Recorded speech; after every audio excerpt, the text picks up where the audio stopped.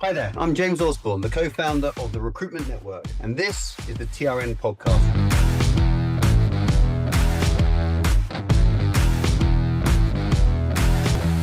Every week, we unpack the strategies, the technologies, the processes and mindsets fueling today's top-performing recruitment agencies. We take a look behind the scenes of some great recruitment businesses, we listen to the real-life stories of those who have built those businesses, and we learn from some of the industry's greatest thought leaders to help you become both future fit and future relevant. So let's begin with this next episode of the TRM Podcast. We're going to talk about social scaling, one of my favourite subjects, in fact, all of my favourite subjects at the moment, and about how to potentially turn LinkedIn into something that's useful rather than something which is just a little bit of a waste of time for many people. So let me share my screen with you. Again, I'm going to try and make this as practical as possible today, by the way. So hopefully there's some ideas in here that you can actually implement straight away. But I really want you to understand a little bit about what you're doing with your social media strategies, and even if you have a social media strategy for that matter as well. For those of you who've been on any of my sales training with me before, you know we often talk about the sales funnel and the funnel strategy and the different channels at the top of your sales funnel and how to bring people down through the sales funnel process on a consistent basis, how to build a sales engine, a sales machine that sits behind that. Your LinkedIn strategy, your social media strategy sort of sits at the top of the whole sales funnel. That's the whole point of it. So when we are using social media, when you're using LinkedIn, it's about, think of it from a sales point of view. Don't think of it from a vanity point of view and a marketing point of view. It's not, it's sales. And when we're using LinkedIn, the three things that we tend to talk to people about are visibility. So LinkedIn is about being super visible, getting your face famous in front of the right people, in front of the people you want to do business with on a regular basis. Add value to that community, so be continuously adding value to your marketplace, using LinkedIn as a place to do so, and then doing it at real high volumes and doing lots and lots of it. And obviously AI, which we'll talk about today as well, supports that whole sort of process. So there's your LinkedIn strategy 101 on the screen, and we're going to build that out today over the course of the next sort of 45 minutes or so. Before you can do anything on LinkedIn, you need to understand how the LinkedIn algorithms work. It's not complicated, but if you don't understand them, then whatever you do on LinkedIn just won't work. It's as simple as that. So there's a massive difference between getting a post that goes completely viral in front of your people that are going to buy from you and having a post that nobody ever sees. And that tends to come down to have you built content and a strategy that aligns to the LinkedIn algorithms. Let me quickly explain to you the LinkedIn algorithms, and I'll keep it really simple for today. We do a whole lot of training on this, obviously, for the members, but in very simple terms, when you post something on LinkedIn, the algorithm on LinkedIn automatically judges your content, whether it's a video, whether it's an image, or whatever it is, and then immediately categorizes it and basically sticks it into a bucket, one of these three buckets. It either thinks your content that you just posted is either high quality, it's low quality, or it's spam. Pretty simple as that. Which bucket it goes into will then determine what happens next, because obviously what you want to do is make sure you're avoiding the spam bucket, and you want to make sure your content is seen to be high quality straight away. Okay. If your content is in the right bucket, which is the high quality bucket, then the algorithms immediately take that content and they put it in front of a small number of targeted people. Okay, so what happens now is the algorithms stick it in front of a group of people, and that group of people will now test your content for you to see what they think of your content. And what happens in that first sort of 30 seconds, 60 seconds, couple of minutes, whether they interact with it, like it, or do nothing with it, will determine what the algorithms think the content is actually like. So in other words, if that test group clicks on it or does something, especially if there's a call to action, then the algorithms think, okay, actually your content is quite good, and then they're going to move it into the next stage of the process. If they don't, no one clicks on it, no one interacts with it whatsoever, your content then gets marked back down as spam again, and then sticks in and gets put back into that other bucket. Does that make sense so far? Okay, so this is the journey of your content with the algorithms.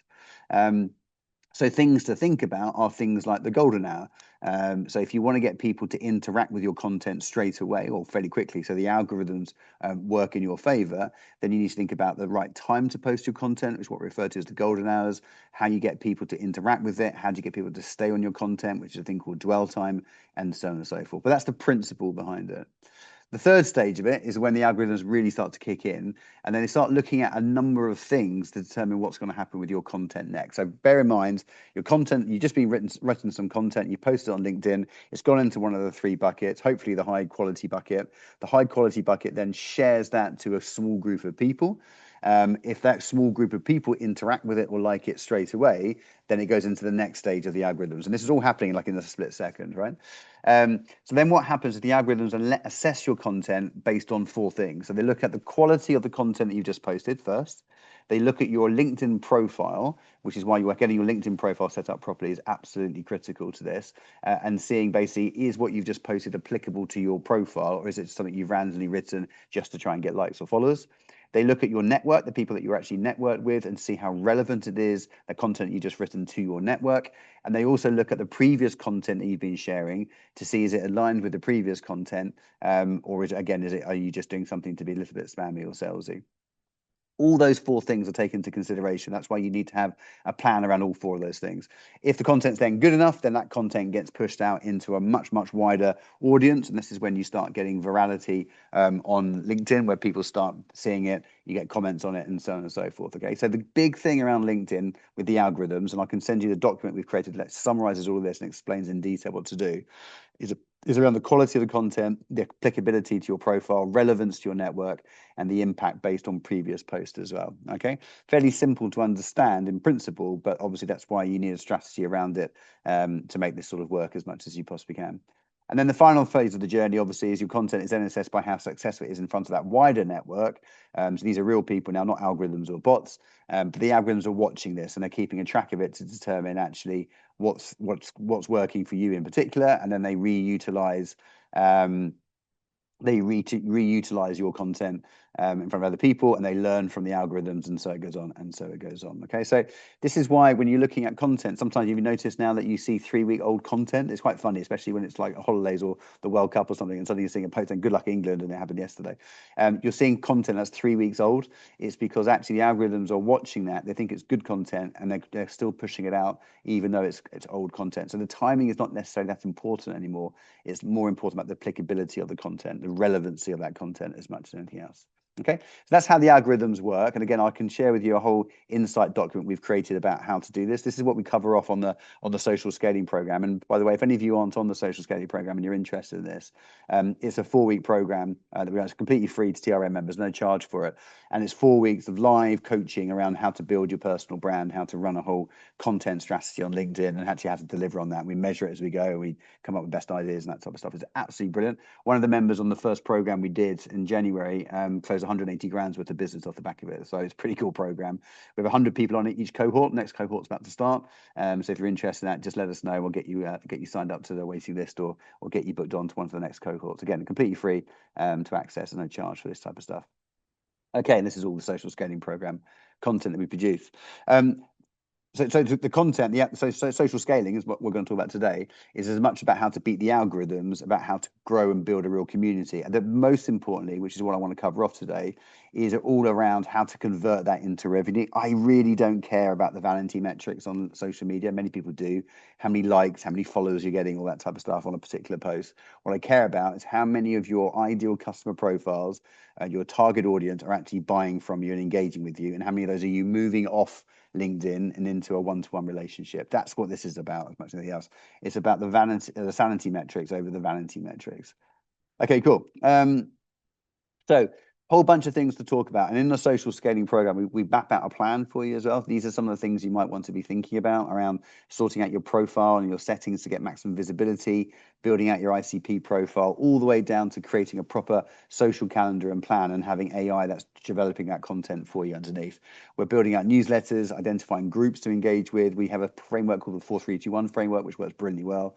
And so it goes on. And if you look at the bottom of this is about how to build a community on LinkedIn that you can really put your arms around and that are really engaged with you. That's what LinkedIn is about as much as anything else. The starting point, as we mentioned on that list, is getting your profile page right. I won't go through this in detail. We'll share the slides with you afterwards. But just remember, at the back end of LinkedIn, there are a whole bunch of settings that you need to tick on or collect or change to make sure that your profile is getting the most visibility that it should do. So make sure you're looking about how to optimize your LinkedIn profile, some of the stuff that we talk about a little bit around that on the social scaling program. But some of the settings you might want to think about, just so you know, if you go into your profile on LinkedIn, go into view settings, and then look at visibility. Many of you haven't even been to this before, I'd imagine. Look at visibility, and there's a whole bunch of things now that you can turn on and turn off, which will determine actually how good the algorithms will be and how visible your profile will be to people you want to do business with. Again, we've mapped out the process of which ones you turn on and turn off, et cetera, for you. So you'll see all that in social scaling. But have a look at the visibility and make sure you've got the right things on and the right things off, whether it be your profile visibility, even your profile picture visibility, down to how you're managing connection requests and connection visibility and so on and so forth. All your social media strategy, your LinkedIn strategy, and even your sales strategy for that matter, always starts with your ICP, your ideal customer profile. So you need to understand who your ideal customer profile is, what content do they like to consume, what questions are they asking, what keywords are they looking for, et cetera, et cetera. So your whole strategy on social media and whole strategy on LinkedIn is about working the ICP algorithms as much as the LinkedIn algorithms, if that makes sense. So start with your ICP, and this will tell you everything about the buying journey, the type of content they're looking for, when they're hanging out on LinkedIn. Again, as I mentioned, keywords they're looking for, and so on and so forth. This is so important, especially if you're building any of the agents that I've done with some of you on the Traction program. When you're building an AI agent to do some of your marketing and social media content, you have to plug in your ICP document first to teach your agent about your ICP. That's absolutely critical to be able to do that. And again, we've got a really cool, so it's a bit blurry. We've got a really cool for a document you can utilize on this called Personas and Pyramids. If any of you are interested, just give me a yes or a thumbs up in the chat and we'll ping that across to you. And it's a tool that you can fill out to basically complete your ICP document. You save this, and then when we're building the agents, which we'll show you in a second, you plug this into your agent. So then when it's writing your newsletter content and your articles, like videos, etc., it's talking exactly to your ICP rather than just sort of guessing or winging it a little bit. Okay, so think about your ICP, understand what you know about them, build your strategy around that as much as anything else. Again, we've built agents around this. This is one of the agents we built on the social scaling program called the Content Planner, where you literally type in the name of your ideal customer profile and the location or where they're based. And what this agent will do is two things. It will map out and build your ICP document for you, which is great. And then what it will also do is then actually map out an entire week's worth of content and social media posts that you could then use back off the back of that as well. So again, same sort of thing conceptually. This is the sort of stuff that we're doing at the moment. Excuse me. If any of you want a copy of this agent, again, just give me a yes or a chat or a thumbs up in the chat, and we'll send you a link to this actual agent, and you can save this into your own chat GPT, and then you own it yourself, basically. So just an example of the sorts of things about how AI is linked together with marketing and sales and everything else that we do at the moment, sort of thing. Okay, cool. So there's some ideas for you, first of all, around the ICP stuff. So if I just use that, for example, I've just typed in fintech business in London. It's now going to map out my ICP for me, which is nice and cool, gives me a nice ICP document, and then it will actually build out my content plan for the week. Now, I'm not going to just copy and paste that content plan. I'm going to spend a few minutes just going through it to make sure it feels like me, it's written in my language, etc., which it should do if you've done the work that we've done on Traction to make the agents personalized. And then you can then schedule all to go out on LinkedIn over the course of the following week, etc. So my typical Sunday evening, half an hour, I get my agents running. They produce all my content for me for the following week. I can then schedule that all out, and I've got an entire week's worth of content all ready to go, done on Sunday evening, which is absolutely brilliant. Which means I can really focus on the other stuff I want to do on social media and on LinkedIn. Okay, does that all make sense? I think it's fairly obvious, I think, but again, I'm just remind you of some of the things that often a lot of people forget to do or don't do. Okay, a couple of things to note. Again, I mentioned this already. There's a difference between the sanity and the vanity metrics on LinkedIn. Please understand this. You will always get excited when you see some social media guru on LinkedIn and they're doing a post and it gets so many for likes and all this type of stuff on it. But when you actually look underneath the bonnet of this, a lot of the likes and views they're getting aren't from their ideal customer profile. So they are pointless. It's all vanity type of stuff. And it's just it's completely waste of time, basically, in essence. Do look at your analytics. It's important. I look at this every week. So these are my analytics. So I review my analytics. How many post impressions? How many followers have I got? How many profile views am I getting? How much engagement am I getting, etc. This is all good to know, to understand, just to get a sense of, is some of my stuff working? Am I getting good sort of interactions with my posts? And as you can see here, it's not too bad. So I'm reasonably happy with this, which is fine, but always room to improve. Also look at your SSI score. I'm sure you've all done this. If you haven't, just go into this URL. In fact, I think Felix is on the call. Felix, if you can put that into the chat, that'd be great. And everyone can just click on this. So if you type in linkedin.com/sales/SSI, And you'll actually give you what you call your social selling index score. So this is my current score, 78 out of 100, which is fine. It means I'm in my top 1% of my industry, top 1% of my network, which is all very good. But obviously it's only 78 out of 100. There's 22 more to go. So what I need to do is increase my points and try and get it up to 100. And again, LinkedIn will actually tell me on the document with those question marks, basically what I need to do to improve my score, basically. So, so have a little think about to go into your SSI score, have a look at it for yourself. In fact, everyone can quickly do that now if you want. Just grab it and then maybe just post your score up in the chat, so I know that it works for you. So just have a quick look at your SSI score and just post up what your score is in the chat. Obviously, what you need to be doing, thanks, Alex. What you need to be doing is increasing that score all the time. The higher your score, the more the algorithms will work in your favor. So a lot of you there in the 60s, some of you in the 40, etc. Edward 81, fantastic. So you're smashing it, which is brilliant, etc., etc. So the key is just to keep pushing this up and keep increasing your score as much as you possibly can. The higher your score, the more algorithms work in your favor, etc. Ayana, don't worry too much. There's plenty of work we can do to get you out from that 40 to 100. Don't worry. Okay, cool. So there's some things to think about from the algorithm, from the data point of view, the analytics point of view. The other thing to think about are what I call the social styles. There are different types of people hanging out on LinkedIn, as I'm sure you know. So you've got in the middle your target ICP. They're the ones you want to do business with. You've got the voyeurs, I call them. So they're the ones who do nothing else other than just like to make noise all day long on LinkedIn. You've got the gullibles who don't actually say anything. They just reshare everything that they read. And then you've got the gurus who like to post out fake news. The so-called gurus, they call themselves. They post fake news just to get likes and followers. They have an engagement pod, which is where they've got an agreed group of mates who will always like and reshare their content. It's called an engagement pod. LinkedIn mark that down now. And then obviously you've always got the trolls as well. So no comment about them. You always have the trolls. I get them all the time, don't worry. Just ignore them. They're quite fun to watch. And all they're doing actually by trolling you and making comments, rude comments on your post is actually sharing your content to other people, which is a bit stupid. What we really focus on is the ICP. That's all I care about, is the people I want to do business with, in essence. So make sure you're obsessed about those, ignore the rest. There's a way of doing this. There's a way of eliminating all that noise on LinkedIn, because it is a big time waste. It's like Instagram when you think about it. We spend so much time scrolling and doom scrolling on LinkedIn. I really want to avoid that. I really want to spend my time doing business and just using LinkedIn to do what it needs to do. So there is a way to reduce some of the noise, and just a very quick way of doing that for you. You can actually change the search box on LinkedIn to, or the newsfeed, I should say, to really work and send you content that's only out of your ICP. So just to very quickly show you how to do that. If you go into LinkedIn, this is LinkedIn here, I've opened it up. And in the search box, I'm going to type in asterisk and then click enter, and it's now going to search for me. And then what it then asks me to do is then do some filtering on that search. So basically, I'm doing a search on LinkedIn, asterisk, like for all.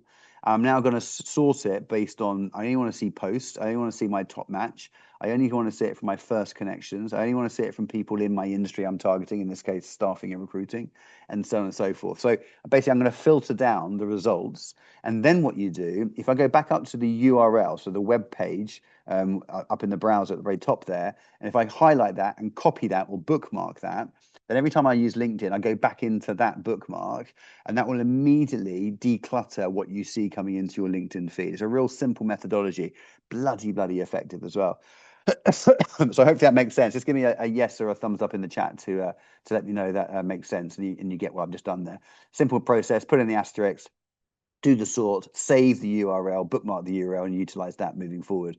And give that a go, and you'll be amazed about how much time you will be saving and how many more of your ICP you'll end up seeing that you didn't see before because you were too busy being cluttered by random people just sending pictures of babies and their lunch yesterday and that type of stuff. He says slightly sarcastically. One of the frameworks I talk about in the social scaling program is the Vespa framework that we use. I've always used this. It works really well. Value, empathy, structure, proof, and action. Again, I'll just touch on this so you can take this away with you as a bit of an idea. Every piece of content you put out must have value. That's always been my principle. Entertainment gets the likes. So if you put something that's entertaining, like a picture of your children or you watching rugby or whatever it is, you'll get likes. That's the vanity stuff. But it's the education, the value type of stuff that gets the engagement. That's the sanity metric. So you sort of want a blend of the two, really. But don't forget the value stuff, because the more relevance your content is, the more it will get picked up by the algorithms, and the more your audience will want to hang out with you. You'll build trust with your audience, and so on and so forth. So value is the V in Vespa. The E is empathy. I always say to people, when you send out a bit of content, just think about what it would like to read that bit of content yourself. If you were a customer, is it of genuine interest to them? How does it make them feel? how to make them feel about you, and so on and so forth. It's just quite important to put yourself in your customer's shoes. Um, before you start posting, just to get a sense of, well, what if I posted this now, what would they think about me, and that type of stuff. And sometimes it really stops you posting rubbish on social media, on LinkedIn. Sometimes structure is important. We have a big session on social scaling about the sort of different types of posts and different formatting you could use. But basically, just think about what it will look like, and to look at your posts and content both on a desktop but also on a mobile as well, because obviously that will have an impact on that type of stuff. So people can get a sense of, Tolu, yes, and we'll send out all the slides, don't worry, after today. So it gets a sense of how people are going to look at it and what it looks like when they're reading it. Is it visually compelling, or is it just look ugly? Proof, wherever you possibly can, add some validation that backs up the points you're trying to make. So rather than say things like, I think there's an issue with retention of healthcare workers in the UK type content, instead actually show me the validated government data that outlines healthcare turnover in the last 12 months, and then you can say it. So I think there's an issue and this is why, and here's the data to back it up. It just makes you more of a thought leader on LinkedIn, as much as just someone who's got an opinion. And then this is really, really key action, and this is where I think most of you on the call will get this wrong, is I would say 3 out of every 5 posts you put out on social media should end in some form of call to action. So what do you want the reader to do next because of what you have just shared with them, okay? Basically, don't give your readers an excuse to look at your content and then just bugger off and do nothing. Create a conversation, create an action, get them to do something. This is important for a whole host of reasons. A, for the algorithms, but B, also because it means you can start pulling in conversations with your customers and people, and you're now moving people from just having chats on LinkedIn to actually doing something on LinkedIn. There's a big difference. So those calls to actions are hugely important. So that's the Vespa model mapped out, VESPA. Again, something I've always utilized. I find it incredibly useful. I just add one more to that, which is consistency. I think this is key, right? You're on LinkedIn, you have to be consistent. You have to be able to build momentum. It doesn't happen overnight. The algorithms need time to figure you out, understand you, and so on and so forth, as does your audience, that matter. So be consistent, post regularly on LinkedIn. Now, people always say, how often should I post? For me, I would suggest if you're posting really good stuff that's interesting, that's working, post shed loads of it, and there's no limit. If you're posting rubbish, then don't post at all, is the basic principle. So think of it from that point of view. I tend to post 3 times a day on LinkedIn. I think that's a good amount for me. It works really well for me. But again, it doesn't take me any time to do that because I've got AI agents that are doing a lot of the heavy lifting for me. So whatever your journey is, if you're doing 1 or 2 posts a week at the moment, maybe try 1 or 2 posts a day and see how you get on with that. But do it for a few weeks to start building up that consistency and getting that momentum. Otherwise, it just doesn't work for you. The algorithms just won't kick in and you won't get that momentum building. Okay, look at your last few posts and see how they stack up against this stuff, against the Vespa model and impact and relevance and so on and so forth. And then maybe rethink your next 3 posts and how they're going to be slightly different. Couple of best practices for you to think about for posting content on LinkedIn. The hook is really important, obviously, that first line. Remember, people are doom scrolling across their social media, so you've got to try and stop people in their tracks a little bit. So think about the line that they're going to look at that's going to stop them in their tracks, like a really bold statement or a compelling question or some form of story teaser. These lines here we know work really well. So if you're stuck for a sort of an opening line or a header for your LinkedIn post, just try one of these out and they work brilliantly well. So, how to recruit Python developers in 5 easy steps, or the step-by-step guide to interviewing HR managers. You get the idea. These types of lines work really, really well as a headline. So if you're stuck for content headings, just try a few of these out on a regular basis and you'll find they'll work really well, and it certainly stops people in interest. Optimize your posting times, I mentioned. Make sure you understand things like time zones, the optimal times to post, etc. There's a thing called golden hours, which will actually tell you when is the best time for your ICP, when they're going to be alive and kicking in and looking at your content. So understand your golden hours. You can go to someone like Sprout Social, which will help you with that. If you're not familiar with Sprout Social, have a look at it. And it's a way of trying to work out what are your golden hours. Generally, what recruiters tend to do is we post content when we get time to do it. In other words, I've got a quick break at 11 o'clock. I'll quickly stick out a post. Post your content at the time when your audience are going to be engaging with your content the most. So I know my golden hours. If I post during my golden hours, some of my content gets 3 or 4 million views. I could take exactly the same piece of content and post it outside of my golden hour. It might get 5 views, and one of those is from my mum. So, there's a big difference with this. So just make sure you really understand the timing of this and the algorithms with this as well. Video content works really well. I'm absolutely convinced LinkedIn is turning into a video platform. So LinkedIn loves video, especially native video. So make sure you are using video wherever you possibly can. We've got some great examples on how to do that and some different ways of doing it. Try and keep your videos between 30 to 60 seconds. Any more than 60 seconds, you start getting marked down, actually. So try and keep it to sort of 30, 60 seconds. And then think about the type of video content you're using. If you're posting in links to like YouTube videos, remember YouTube is not native to LinkedIn, and therefore LinkedIn don't like that because you're taking people off the LinkedIn platform and pushing them somewhere else. Vimeo, however, is native, so actually they don't mind it. So there you go, just didn't even know that. And a really cool strategy to follow, and this is the one I've always followed, and this is what one of the sessions we train in the social scaling, is around the jab, jab, jab, right hook methodology. I'm sure some of you are familiar with Gary Vaynerchuk. He's been around for decades. He's a bit Marmite. You either love him or hate him, but he's done pretty well for himself. So most people sort of like him for that reason. But he's an expert around marketing and cutting through noise and that type of stuff. And he wrote a book in 2013 called Jab, Jab, Jab, Right Hook. Highly recommend it for anyone to read, or stick it into AI and get them to summarize it for you. But the principle is really good when it comes to building out a social media strategy. And the principle is this: the art of the jab is about providing value first. If you want someone to do something, a call to action, so you want them to, I don't know, register for something or download this or book a call with you, all that type of stuff. That's what we call a right hook. That's an action. You're knocking them out, basically. In order for someone to do that action, you've got to warm them up first. You've got to jab them a few times first. So don't just write a post on LinkedIn and expect everyone to suddenly do it because you've asked them to do something. You have to jab them a few times first to warm them up to then want to do it. Does that make sense? So jab, jab, jab, right hook. So my content plan throughout a typical week are a few jab posts and then a couple of hook posts, okay? And I've designed it perfectly, so actually the algorithms work that really, really nicely. And if you get your jabs right, it really works incredibly well. Let's have a look at that. Different types of content posts that you can do. The call to action post, the right hooks we just talked about, that's getting someone to do something. But then you've got these other two posts, personal profile posts and engagement posts. Personal profile posts are a bit of content which is a little bit about you, just to get to know who you are as a person. Trust is a massive, massive currency of success in sales and in marketing at the moment. So do people trust you? Do they like you? Do they think you're real? So a personal profile post is actually a really good way to demonstrate you're a real person and to build some level of trust. Now, some people take this too far and they post pictures of their babies every morning and all that type of stuff, getting a bit weird, I think. But the odd personal profile post, maybe showing your family at an event doing something, is okay if you're not doing too much of it, but it just shows that you're a human being with the same problems and challenges like everybody else does. An engagement post is a different type of post to that, which is basically where you are giving them content which is useful. You're creating engagement because I think you're valuable from a business point of view. So imagine now you give me a personal profile post. I like you, I trust you, you seem like a normal person. You then give me some value through an engagement post, and then you ask me to do something, a call to action post. I'm far more likely to convert and do that thing than I would do if I didn't know you and hadn't done those first two posts. Does that make sense? So these are different types of content styles and different types of posts that you could use.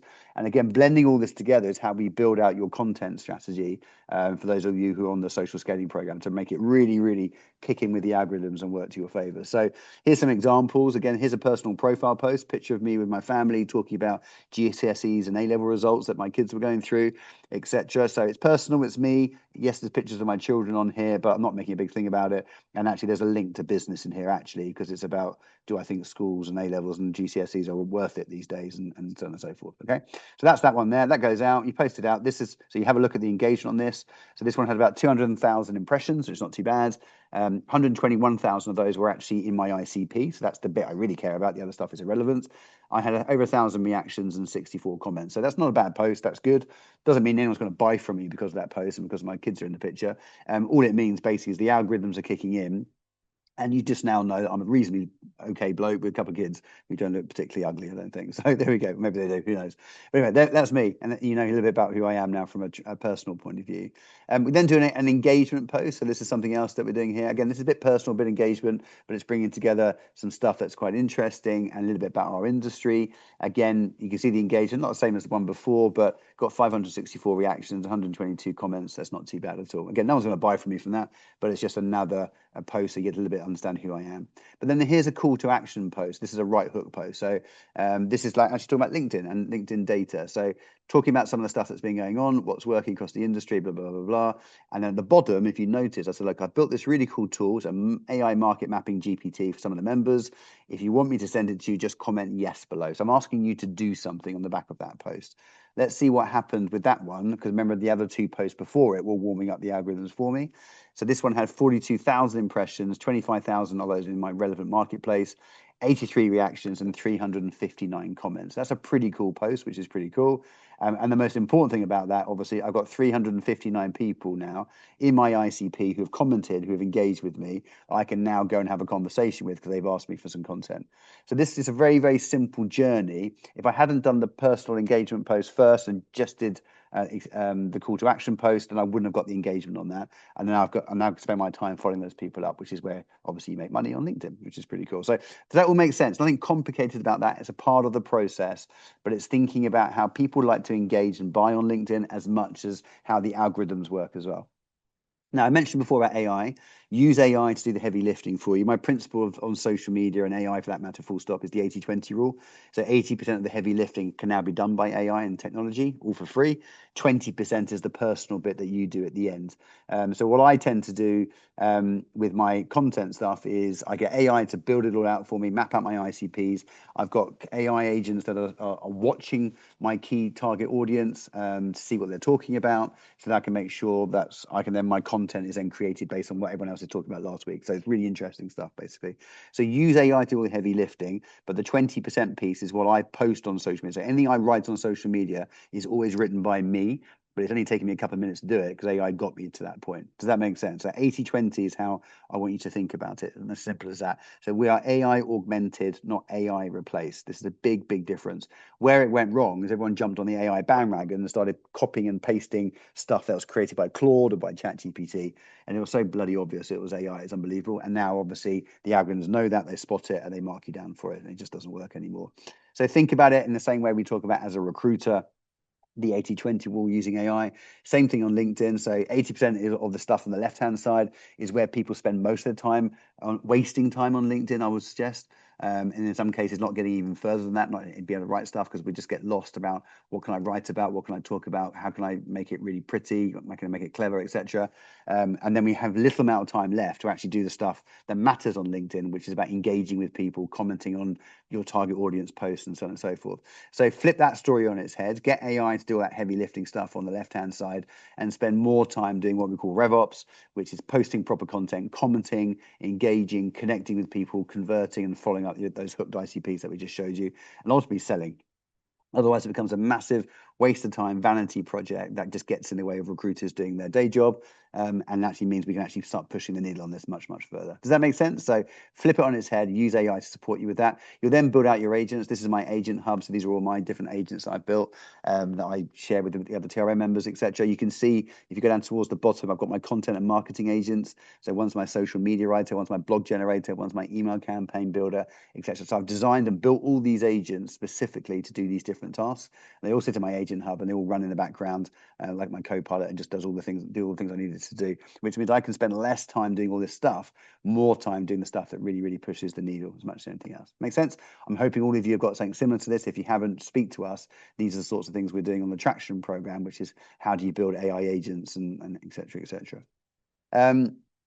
If you're not even building agents, and you just want some very simple ideas when it comes to obviously using ChatGPT, for example, or Claude, just go into it and go, hey, what can I help you with? Just have a chat with it, act as my research agent. I run a recruitment business, I place these. I want to engage and build relationships with decision makers in my market by adding some value. Give me some ideas of what I could do to add value to them, and just speak to it, Claude or ChatGPT, to help you with that, nice and simple. There's no excuse not to be able to do it.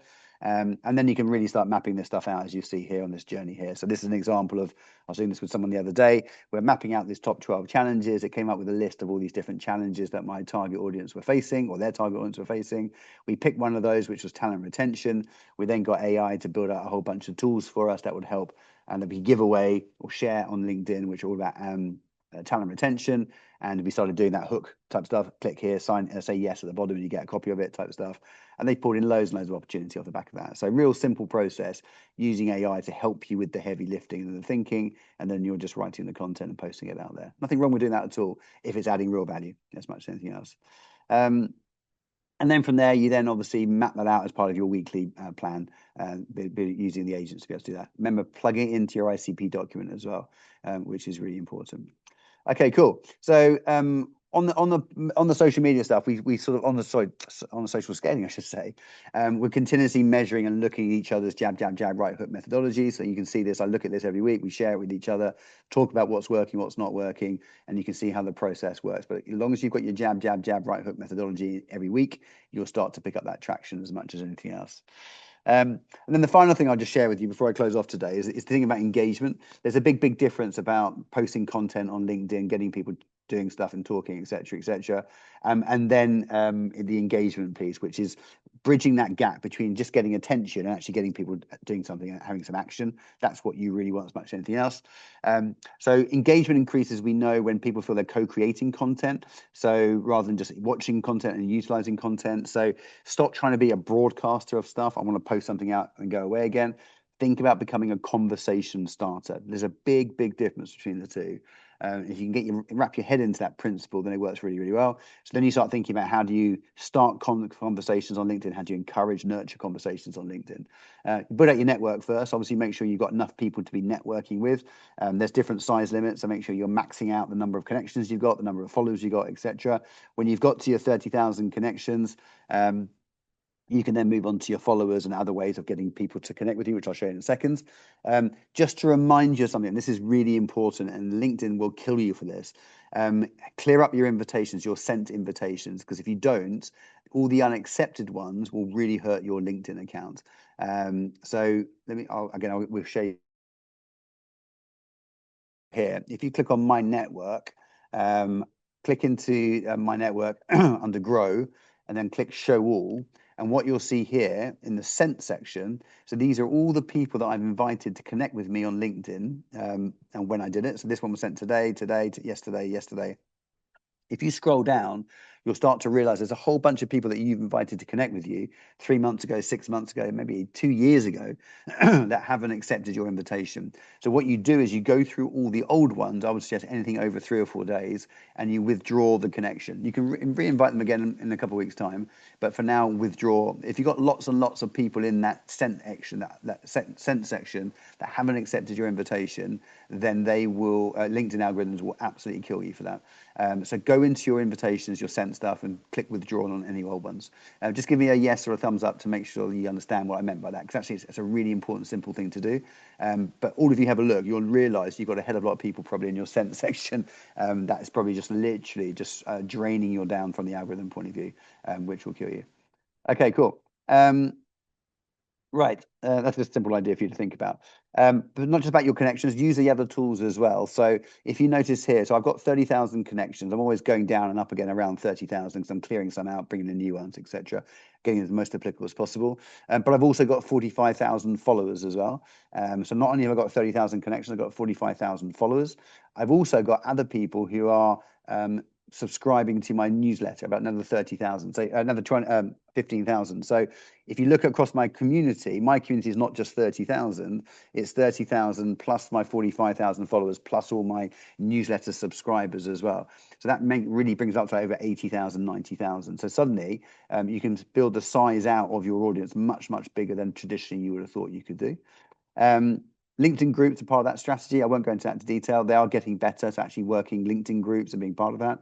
Where LinkedIn groups work brilliantly well, and this is how you obviously find there's different LinkedIn groups for your target market. Where LinkedIn groups work brilliantly well is where you integrate your LinkedIn groups with your newsletters. So this is, I would recommend this to anyone on this call today, is get a newsletter set up. So when you write the next bit of content, there's a button to choose when you're creating the content. Say, do you want to turn it into a newsletter? Click yes. You then literally just fill it out as if it's a newsletter, and then people then get notified of it, and then they can subscribe to your newsletter. That means all these subscribers, next time you write a newsletter, will be notified of your new newsletter that's coming out. So it's a brilliant way of forcing your content into someone's newsfeed. And again, also gives you another 15,000 plus people that you are now following you as well, outside of the 30,000 limit sort of stuff. So simple things. But when you're using the newsletter and you're pushing your newsletter content into the groups, as you can see here, write some content here, stick it in, send it out into the groups. it really forces people in the group. I get a massive uplift in followers every time I do that, because people in that group then subscribe to the newsletter, and so it comes back again. Does that make sense? Again, I'm rushing through this. You get the idea. Simple little journeys to sort of think about. So think about withdrawing your old connection request, plan your first newsletter, identify some groups, and then link the two together as much as you possibly can. And then finally, you engage with these people on a regular basis. Create conversation starters. So how do you do that? I won't run through this now, but the types of content you're writing, think about creating content that's going to start a conversation, whether it be an impossible choice question, whether it be you're tagging people for their expertise, that's asking them to get their attention, like I do in some of my posts. You're creating a bit of a stir without causing a massive political fallout. You're telling a story basically with no ending. You're commenting on something like connect here or say yes if you want a copy of it, etc., etc. So some example, this is just quickly, and you'll see this in the slides when I send it through to you. But think about the content you're writing. Is it creating a conversation starter, or are you people just looking at it and then going away again? And then secondly, there's another piece around commenting, and this is where obviously you build the engagement the other way, which is where you look at your ICPs and you're commenting on their posts, basically. So make sure you're commenting on the people that you want to do business with, especially if any comments you're getting from secondary connections, they get 2.5 times more impact than likes do from your own network sort of stuff. So the commenting is really, really important. Again, do the filtering like we talked about before. So remember, focus your news feeds first, like we just showed you. And then you can make sure then you've got the right people coming into your feed. And then you follow what we call the 4-3-2-1 framework, which is really simple. Every day you do 4 ICP comments a day. So you comment on 4 of your ICP's posts and make sure you have that set up so you're alerted to when they are posting. You do 3 influencer comments per day, so commenting on some of your industry influencers, so you can piggyback off their network. You do 2 team network boosts per day, and you do 1 open door comment per day. Again, I won't go through this in detail. You'll see this in the slides, and you see all this in detail in the social scaling program. But the idea is every day I do 4-3-2-1 every single day, and that allows me then to build real heavy levels of engagement with people, even stuff that people aren't even seeing sometimes, which is great. Okay, so nice simple process. What we call this a commentator coffee break. So what I say to people is twice a day, 10:30 or 2:30, when you're stopping to make yourself a cup of tea while the kettle's boiling, just go and do your 4-3-2-1 over 5 minutes while the kettle's boiling. So it takes you a couple of minutes to do it. Absolutely brilliant. And that's why it's real simple. If you've got your Sunday night or your Friday night agents building all your content for you, all your content scheduled for the week, all you need to do is twice a day then, 5 minutes each, just do your 4-3-2-1 commentary while you're having a cup of tea, and then you move on, and then you move on, and so it goes on. Okay, so nice and simple processes to follow. I won't go into community now. That's something we talk about over the course of the social scaling program, is then how to actually take people from LinkedIn and move them into a full community strategy. And again, I won't go through that now for the sake of time, but we've got lots of examples of members who are doing community strategies off the back of LinkedIn. This is Sarah's community, which is absolutely brilliant, and so on and so forth. But in essence, what they're doing is they're taking people from LinkedIn and move them off into their own community off the back of it. And again, we've got a great toolkit around that, a great agent to help you actually build out a community strategy if you're interested in that. And that's a wrap for this episode of the TRN podcast. Thank you for listening. And make sure you grab the free episode toolkit. All the links are in the description. And click follow in your podcast app so you can get notified of our next episode. If you want to get more out of your business and your people, then please unlock 30 days from our platform, TRN World, for free. And help yourself to all our training content, our guides, our templates, and peer insights. You can get started at trnworld.com/trial. And finally, if you found this episode of the TRN podcast of use,